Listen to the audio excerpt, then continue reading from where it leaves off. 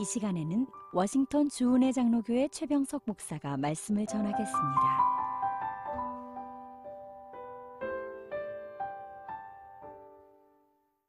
이 거룩한 주일 아침에 하나님께서 우리에게 허락하신 말씀은 사도행전 13장 1절에서 12절 말씀입니다.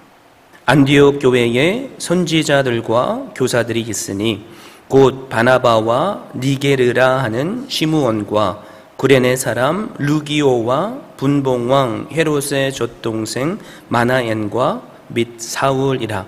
주를 섬겨 금식할 때에 성령이 가라사대 내가 불러 시키는 일을 위하여 바나바와 사울을 따로 세우라 하시니, 이에 금식하며 기도하고 두 사람에게 안수하여 보내니라. 두 사람이 성령의 보내심을 받아 실루기아에 내려가 거기서 배 타고 구브로에 가서 살라미에 이르러 하나님의 말씀을 유대인의 여러 회당에서 전할세 요한을 수종자로 두었더라. 온 섬 가운데로 지나서 바보에 이르러 바예수라 하는 유대인 거짓 선지자 박수를 만나니 그가 총독 서기오 바울과 함께 있으니, 서기오 바울은 지혜 있는 사람이라.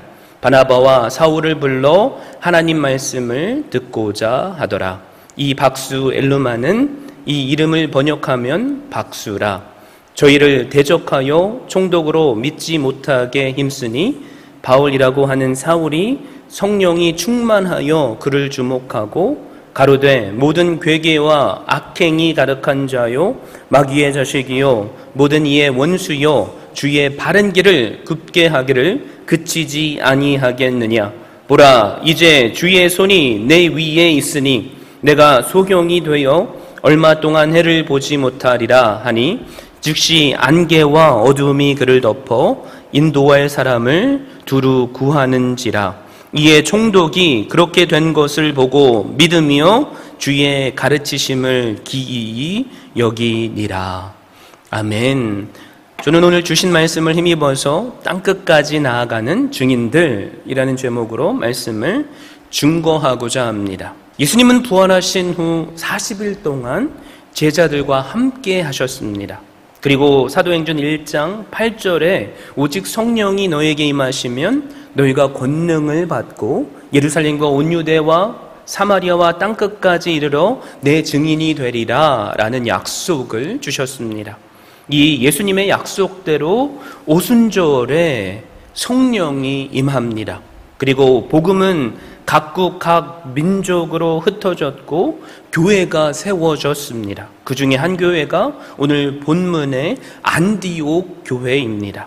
안디옥 교회는 사도행전 11장에 나오죠. 스데반의 죽음으로 인해서 예루살렘의 핍박이 가해지며 사람들이 흩어졌고, 그중 어떤 이들이 헬라인에게 복음을 전했습니다.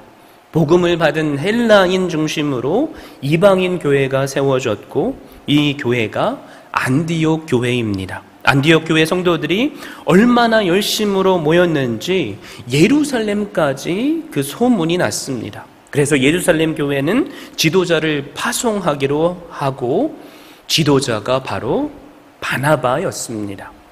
성경은 바나바를 착한 사람이며 성령이 충만하고 예수님을 믿는 믿음이 가득했다라고 말합니다. 안디옥 교회는 하나님이 주시는 은혜 안에서 잘 세워져 나갔습니다. 교회에 대한 박해는 오히려 교회의 확산과 성장을 가져왔지만 그렇다고 박해가 중단된 것은 아닙니다. 새로운 박해가 일어났죠. 헤롯 1세의 손자이며 분봉왕 헤롯 안디바의 조카인 헤롯 아그리빠 1세가 사도 야고보를 죽인 것입니다. 유대인들이 야고보의 죽음을 기뻐하는 것을 본 헤롯은 베드로도 잡아서 감옥에 가둡니다. 그러나 하나님께서는 기적과 같은 놀라운 방법으로 파수꾼들의 엄중한 감시를 무력하게 만드시며 베드로를 구해 주셨습니다. 뿐만 아니라 하나님의 교회를 핍박했던 헤롯을 하나님께서 심판하셨습니다.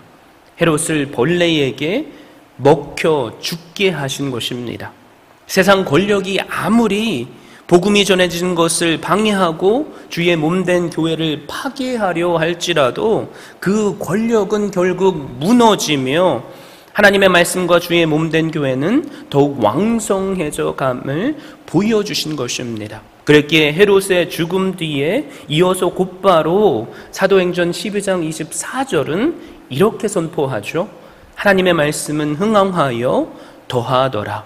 오늘 본문은 이 흥왕하는 하나님의 말씀이 안디옥 교회로부터 땅끝까지 향해 퍼져나가기 시작하는 역사를 기록하고 있습니다. 땅끝까지 나아가는 증인들의 역사 말입니다. 사랑하는 성도 여러분, 하나님께서 왜 12사도가 중심이 된 날마다 부흥하고 있던 예루살렘 교회를 통해 땅끝까지 증인되는 선교의 사역을 감당하게 하시지 않으셨을까요? 안디옥 교회는 사도들 중심의 교회가 아니었죠. 그런데 어떻게 땅끝까지 나아가는 증인된 선교의 사역을 감당하게 되었습니까? 우리는 이 질문에 대한 답을 1절을 통해서 알 수 있습니다. 1절에서 이렇게 선포하죠. 안디옥 교회에 선지자들과 교사들이 있으니 곧 바나바와 니게르라 하는 시므온과 구레네 사람 루기오와 분봉왕 헤롯의 젖동생 마나엔과 및 사울이라. 안디옥 교회에 5명의 선지자들과 교사가 있었다고 선포합니다. 바나바를 비롯해 니게르라 하는 시므온이 있습니다. 니게르라는 단어는 흑인이라는 말입니다. 시므온은 북아프리카에서 온 흑인이란 말이죠. 그 다음으로 구레네 사람 루기오입니다. 구레네는 요즘식으로 하면 북아프리카 리비아에 있는 도시입니다. 이 사람도 아프리카에서 온 사람이라는 거죠. 또 한 사람 분봉왕 헤롯의 젖동생 마나안입니다. 분봉왕 헤롯은 헤롯 1세의 아들이며 사도 야고보를 칼로 죽인 헤롯 아그리빠 1세의 삼촌인 헤롯 안디바를 가리킵니다. 마나엔이 그의 젖동생이었다라는 것은 그가 갓난아이 때부터 헤롯 안디바와 함께 같은 유모의 젖을 먹고 자랐다라는 뜻이죠. 그와 함께 궁중에서 살던 귀족 출신임을 말해주는 것입니다. 마지막으로 사울은 누구입니까? 사울은 믿는 자들을 핍박하고 잡으러 다녔던 자였습니다. 예루살렘 교회는 사울이 예수님을 인격적으로 만나고 이방인의 사도로 세움을 받았다고 할지라도 교회를 핍박했던 자라는 편견을 가지고 있었기에 사울을 선뜻 받아들이지 못했습니다. 그러나 안디옥 교회가 세워지고 1년이 지났을 때 바나바는 스데반의 순교 현장에 있었던 예수님을 믿는 사람을 핍박했던 사울이 다메섹 도상에서 예수님을 만나고 완전히 다른 사람이 되었다라는 소문을 듣게 됩니다. 이에 바나바는 그 사울이 있었던 다소 지역을 찾아가고 결국 안디옥 교회의 공동 목회자로 사울을 인도합니다. 우리는 쉽게 바나바가 그래 사울을 동역자로 세웠구나 생각할 수 있지만 이 일은 안디옥 교회에 심한 반대가 있었을 것입니다. 왜 그렇습니까? 교회 안에 여전히 사울을 믿지 못하는 편견이 있었기 때문입니다. 갈라디아서 2장 말씀을 보면 심지어 사도들마저도 대부분이 바나바가 바울을 데리고 예루살렘에 왔을 때 사울을 만나주기를 주저했다라고 말합니다. 그러나 안디옥 교회는 편견을 버리고 닫혔던 마음의 문을 열어 사울을 받아들였습니다. 그 이후 안디옥 교회는 하나님의 말씀이 더욱 왕성하여 믿음과 신앙이 자라나는 교회가 되었습니다. 사랑하는 성도 여러분, 이처럼 예수님을 만나면 그 누구든지 변함을 받습니다. 전지전능하신 하나님이 못할 것이 없기 때문에 우리 각자를 돌아봐도 마찬가지라는 거죠. 정말 내가 주님 안에서 변했다면 이 세상에 변하지 못할 사람은 없다는 말입니다. 그러나 우리의 상태는 어두운 세상에서 각자의 경험과 생각에 갇혀 서로를 믿기보다는 불신하고 선입견에 둘러싸여 있기 쉽습니다. 그래서 지극히 개인주의에 빠지게 되죠. 안정된 것을 추구하게 되고 내가 지금 누리는 그 안정이 혹시 깨어질까 봐 변화를 싫어하고 두려워합니다. 그러나 하나님의 일은 우리의 생각과는 다르죠. 하나님은 하나님의 일을 할 때 필요한 사람들을 모으시죠. 하나님은 교회를 위해 하나님의 일을 할 수 있는 한 사람 한 사람을 세우신다라는 것입니다. 안디옥 교회의 결단으로 인해 사도 바울의 사역은 시작되었습니다. 결국 사도 바울의 사명인 이방인의 사도로 그 사명을 감당하는 시작이 되었다는 것입니다. 이 시간 주님을 혹시 인격적으로 만나지 못한 분 계십니까? 주님을 만나시길 바랍니다. 우리가 어떻게 주님을 만날 수 있죠? 그분을 만나기를 소원하면 되죠. 이 시간 그분께 긍휼을 구하고 주님, 제가 여기 있습니다. 이 시간 저를 만나 주십시오. 저로 내 죄인됨을 깨닫게 하여 주셔서 내가 결국엔 멸망할 수밖에 없지만 예수 그리스도께서 십자가에서 나의 죄를 대신하셔서 죽어주셨다는 것을 제가 믿습니다. 이 시간 저로 그 영생을 누리게 하여 주십시오. 이런 고백이 우리의 입술의 고백이 되기를 바랍니다. 주님을 만나셨습니까? 주님께서 모으시고 들어 쓰시는 그 한 사람이 제가 되게 하여 주십시오. 이런 고백이 우리의 입술의 고백이기를 바랍니다. 여러분, 편견은 너무나 무서운 것입니다. 이 편견 때문에 마음이 닫혀버린 유대인들이 예수님도 죽였습니다. 그러나 안디옥 교회는 인종과 문화, 전통, 편견을 넘었던 교회였기에 그 누구에게도 복음을 전할 수 있었고 또한 교회로 인도할 수 있었습니다. 그러므로 세계 선교의 전초 기지가 된 안디옥 교회를 이끌어가는 5 선지자 교사들의 출신 지역과 신분이 다양했다는 것은 안디옥 교회가 인종과 문화를 뛰어넘는 교회였음을 우리로 알게 합니다. 사실 끼리끼리 모여서 배타적으로 살기를 좋아하는 사람들은 복음의 능력을 발휘할 수 없습니다. 안타까운 것은 예루살렘 교회가 그랬습니다. 사실 예루살렘 교회는 이방 선교에 나서지 못하는 내부적인 한계를 가지고 있었습니다. 여전히 자신들만이 하나님께 선택받았다라는 선민사상, 할례나 율법 준수 등을 고집하는 유대교적인 성향과 편견이 교회 내부에 강하게 남아 있었기 때문입니다.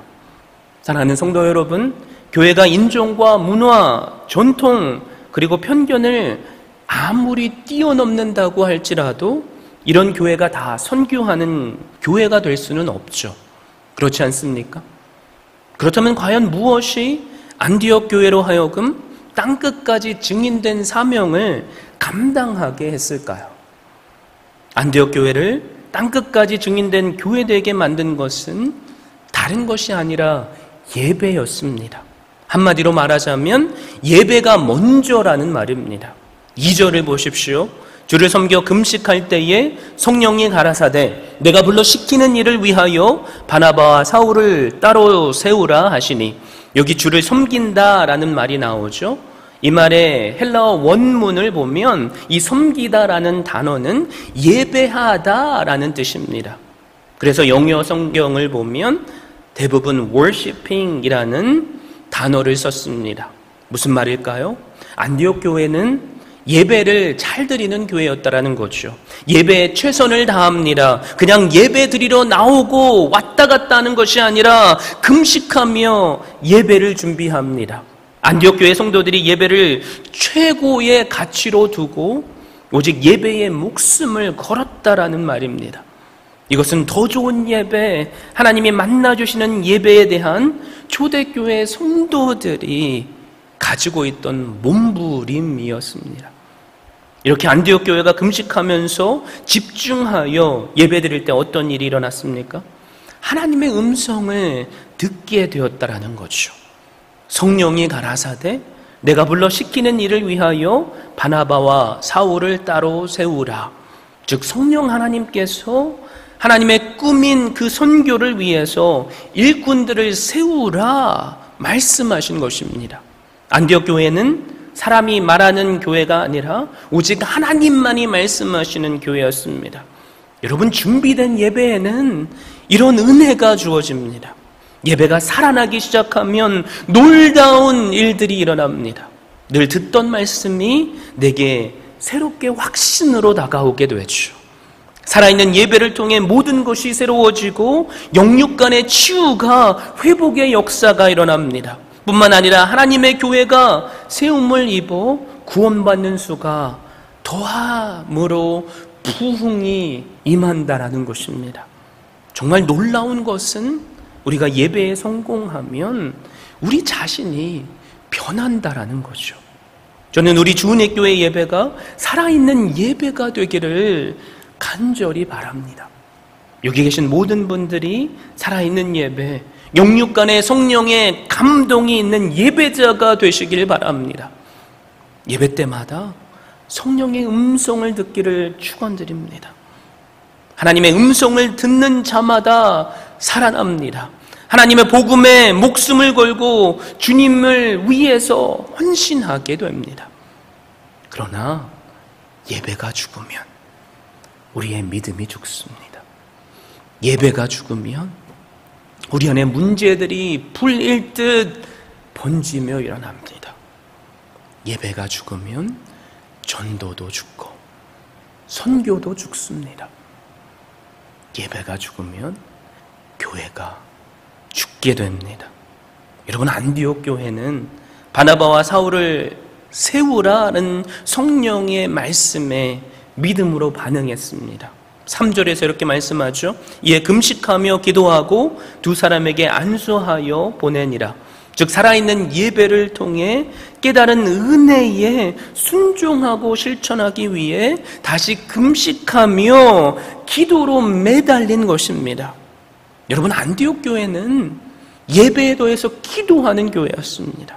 금식과 기도를 교회 사역의 최고 가치로 또한 삼았다라는 것입니다. 우리 주은혜 교회도 그 무엇보다 뜨겁고 간절하게 부르짖어 기도해야만 합니다. 아무리 하나님의 뜻이 분명하고 성령의 감동하심으로 시작된 일일지라고 할지라도 기도가 부족하면 교회는 복음 전하는 것을 방해하기 위해 우는 사자와 같이 삼키려고 달려드는 사단을 이길 수 없기 때문입니다. 사실 바나바와 바울은 오늘날로 말하자면 안디옥 교회의 담임 목사라고 할 수 있죠. 그랬기에 안디옥 교회가 이들을 선교지로 보내는 것은 결코 쉬운 일이 아니었을 것입니다. 그러나 안디옥 교회는 금식과 기도했기에 하나님의 뜻을 확신할 수 있었습니다. 그리고 바나바와 바울을 세워 안수하여 파송합니다. 사랑하는 성도 여러분, 안디옥 교회는 예배와 금식과 기도로 하나님의 땅끝까지 선교하라는 뜻을 깨달았고 확신했습니다.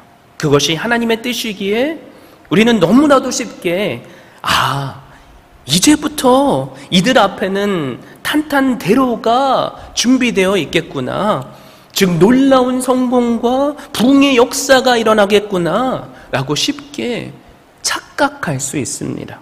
그러나 우리의 생각과는 달리 이들 앞에는 처음부터 장애물이 기다리고 있었습니다. 무슨 말입니까? 증인된 삶을 사는 자들에겐 항상 장애물이 있다는 것입니다. 안디옥 교회의 총 공식 선교사가 된 두 사람은 실루기아로 내려갔죠. 화면 준비된 지도에 보시는 바와 같이 실루기아는 안디옥으로 통하는 주된 항구로서 안디옥에서 서쪽으로 16마일 정도 떨어진 지중해 연안에 있었습니다. 거기서 배를 타고 구브로를 향한 것이 바나바와 바울의 첫 번째 선교 여행의 출발입니다. 구브로는 실루기아에서 약 62마일 정도 떨어진 지중해의 섬이죠. 구브로는 로마 원로원이 관할하는 영지로서 총독이 다스리고 있었습니다. 그런데 바나바는 구브로 출신의 레위인입니다. 바나바는 먼저 자기 고향 주민들에게 복음을 전하고자 한 것입니다. 무슨 말일까요? 바나바는 자기의 예루살렘인 고향에서부터 시작해서 자신만의 유대와 사마리아와 땅끝까지 복음을 전한 것입니다. 바나바 바울이 배로 도착한 곳은 살라미였습니다. 살라미는 구브로 섬의 동쪽에 있는 항구죠. 실루기아로부터 가장 가까운 쪽에 있는 구브로 섬의 동쪽 절반을 다스리는 중심지였습니다. 살라미에 상륙한 바나바와 바울은 유대인의 여러 회당에서 하나님의 말씀을 전했습니다. 그들은 그때 거기서 마가라고도 하는 요한을 수종자로 두었습니다. 여기서 수종자란 바울과 바나바가 하나님의 말씀을 전하는 일을 돕는 도우미를 의미합니다. 이들은 살라미에서 출발해서 살라미와 정반대쪽으로 93마일 정도 떨어져 있는 구브로 섬의 다른 항구죠, 바보로 갔습니다. 6절에 보면 온 섬 가운데로 지나서 바보에 이르렀다고 했는데, 구브로 섬의 동북쪽 끝에 있는 살라미 항구에서부터 섬을 횡단해서 남서쪽 끝에 있는 바보항까지 갔다는 말입니다. 바보는 행정 관청 소재지로서 로마 총독이 주재하고 있는 신도시였습니다. 그리고 그곳의 총독은 서기오 바울이란 사람입니다. 바나바와 바울은 바보에서 총독 서기오 바울 앞에 설 기회가 있었습니다. 서기오 바울은 지혜 있는 사람으로서 바나바와 바울을 불러 하나님의 말씀을 듣고자 했던 것입니다. 그런데 그 총독 서기오 곁에는 유대인 거짓 선지자이고 박수인 바예수라 하는 자가 있었습니다. 이 마술사는 엘루마라고도 불렸는데 그 이름 자체가 박수, 즉 마술사라는 뜻입니다. 그는 바나바와 바울을 대적하며 총독으로 하여금 그들이 전하는 하나님의 말씀과 예수 그리스도의 복음을 듣지도 믿지도 못하게 힘썼습니다. 마술사 바예수는 총독의 수하에서 마술을 부리고 점을 봐주며 상당한 부귀를 누리고 있었기 때문입니다. 그렇기 때문에 만약 총독이 예수 그리스도의 복음을 받아들이게 되면 자신이 일평생 쌓은 성과가 한꺼번에 무너져 내리게 됩니다. 자기의 수입의 근원이 없어지게 된다는 말이죠. 그래서 수단과 방법을 가리지 않고 총독의 귀를 막으려 한 것입니다. 복음의 방해자가 나타난 거죠. 이처럼 복음을 전하는 곳에는 방해물이 항상 있습니다. 그러나 성경은 무엇이라고 말합니까? 9절에서 11절을 보십시오.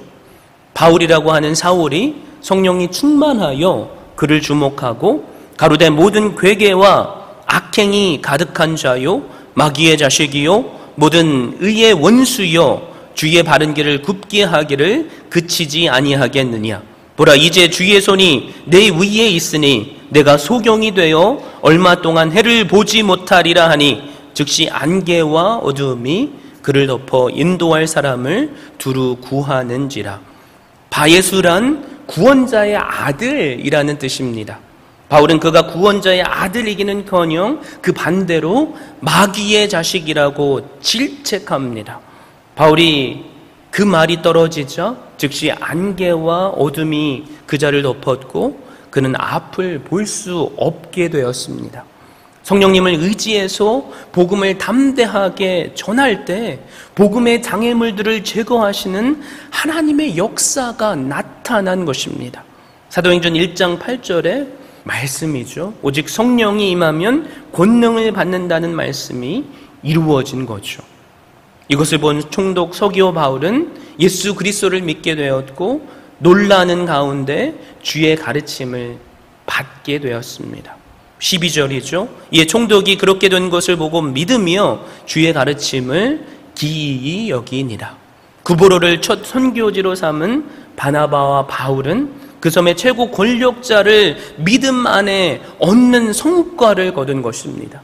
이런 최고 권력자인 총독이 복음을 받아들였다는 것은 구브로 주민들이 복음을 받아들인 데 더 큰 영향을 주었을 것입니다. 사랑하는 성도 여러분, 우리가 복음의 증인된 삶을 산다면 우리 앞에도 장애물이 항상 있습니다. 그러나 성령님을 의지해서 담대히 복음을 전하십시오. 그러면 바울에게 일어났던 놀라운 성령의 역사를 우리도 경험하게 될 줄로 믿습니다. 복음 앞에는 장애물이 항상 있습니다. 그러나 성령 하나님께서 그 장애물까지 제거하십니다. 성령 하나님께서 행하십니다. 이것이 우리가 마지막으로 깨닫게 되는 놀라운 은혜인 것입니다. 오늘 주신 말씀은 처음부터 이 모든 복음의 놀라운 역사가 다 성령의 권능 아래 이루어졌음을 우리로 깨닫게 합니다. 2절 3절을 보면 성령이 가라사대 내가 불러 시키는 일을 위하여 바나바와 사울을 따로 세우라 하시니 이에 금식하며 기도하고 두 사람에게 안수하여 보내니라 말씀하죠.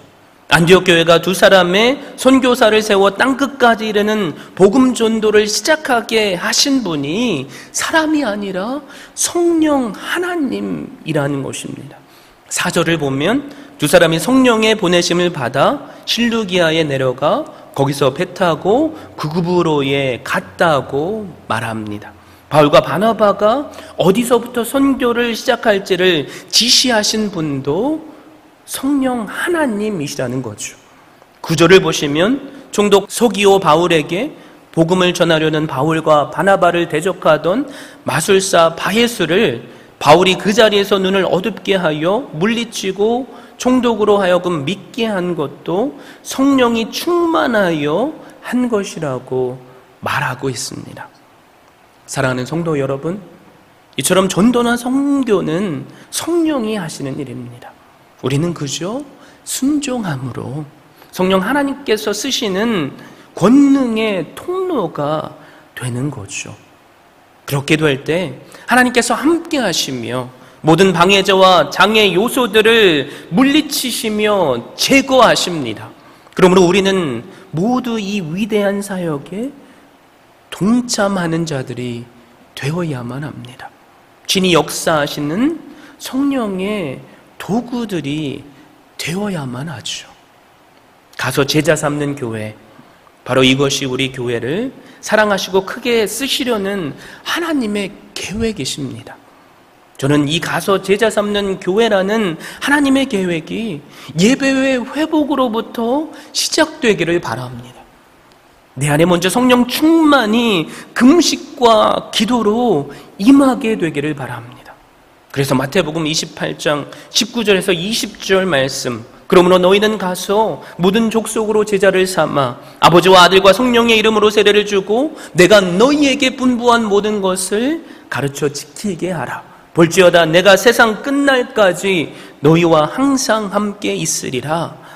이 귀한 말씀이 나 한 사람에게 주시는 그 말씀인 줄 깨닫고 내가 오늘을 사는 바나바와 사울이 될 수 있기를 바랍니다.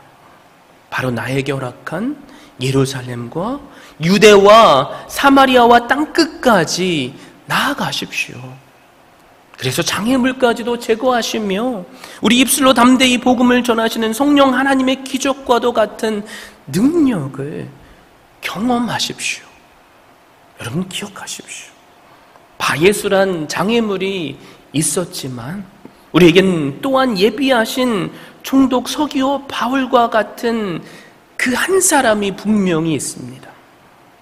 주신 말씀을 힘입어서 나 한 사람이 가서 제자 삼는 교회가 될 때 나를 복음의 통로로 사용하시는 놀라운 성령 하나님의 권능을 직접 보고 만지고 맛보게 되시는 우리 모두가 될 수 있기를 주님의 이름으로 축원드립니다. 지금까지 워싱턴 주은혜 장로교회 최병석 목사였습니다. 주은혜 교회는 오직 하나님만을 높이고 말씀만이 선포되며 제자를 세워 세상을 변화시키는 교회입니다. 이를 위해 첫째, 하나님만을 예배하는 교회, 둘째, 가정을 세우는 교회, 셋째, 다음 세대를 깨우는 교회, 넷째, 세계 선교에 헌신하는 교회, 다섯째, 제자 삼는 교회, 이상 5가지 핵심 가치를 두고 섬기고 있습니다. 워싱턴 주은혜 장로교회 주일 예배는 오전 11시, 수요 예배는 오후 8시, 새벽 예배는 화요일부터 토요일 오전 6시에 드리며 주소는 12851 나이트 아크로드, 페어팩스, 버지니아 22030입니다. 여러분을 예배의 자리로 초청합니다.